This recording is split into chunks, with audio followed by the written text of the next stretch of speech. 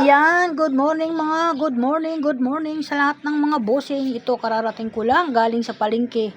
Nagdagdag po ako ng kaunting paninda, mga gulay total. Iyan po yung ipinayo sa amin ng doktor na kumain kami ng gulay. Kaya para gumanda yung aming kalusugan. Ito na po, bumili ako ng Baguio beans at upo at repolyo. Ayan, may mga sayote, may carrots, may patatas. Nandito na po lahat kasi para hindi na ako lumalabas at mainit ang panahon ngayon. Para dito na lang ako bumibili ng aming kakainin sa tindahan ko. O, naibenta ko na, nakakain pa kami. Ganun po ang aking ngayon diskarte, mga bossing. At yan, yung mga magmimerienda, may mga tinapay ako dito, may buns ako dito. Ay ako, nagpresyo lang ako ng konting tubo lang at makaraos lang. Okay na yun mga bossing, mga idol. Welcome to my vlog. Good morning everyone. Ayan, magluluto naman ako ngayon sa bahay ng aming kakainin. Yan, ano po ako, magpapaksiw ako ngayon ng isda na galunggong na sariwa. Tapos ang halo ko po ay talong. Haluan ko po siya ng talong. Ayan po ako. Bumili po ako ng mga luya. Yan, bawang. Ayan. Yan. Ang nakakatuwa, kasi pag bumili po ako, ayaw ko ng pangit ang gulay ko. Kaya makikinis po yung aking pinili. Magaganda talaga. Pang department store. Ano yung tawag doon?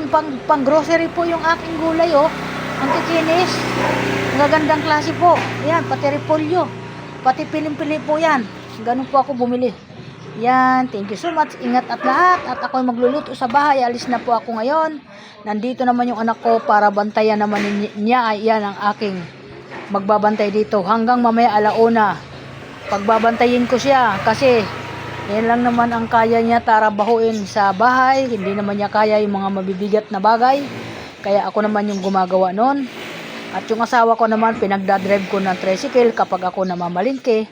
Ang tricycle ko, binaboundarihan ko ng 100. Isang gamit ko. Para naman, mapudpud yung gulong, mayroon ako pambili.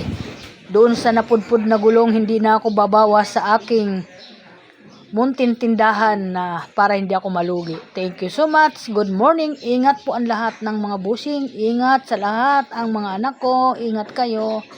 Yan ang nanay ninyo. May pinagkaabala na naman na iba. Yan mga gulay. Yan. Hilig daw na naming gulay. Kailangan kumain ng gulay para healthy. Yan. Kaya yan. Nagtinda na ako ng gulay para hindi na ako bumababa sa palengke. Okay. Maraming salamat. Ingat ang mga anak ko. Sa lahat. Ingat din mga apo ko. Thank you so much. At ingat din kami dito.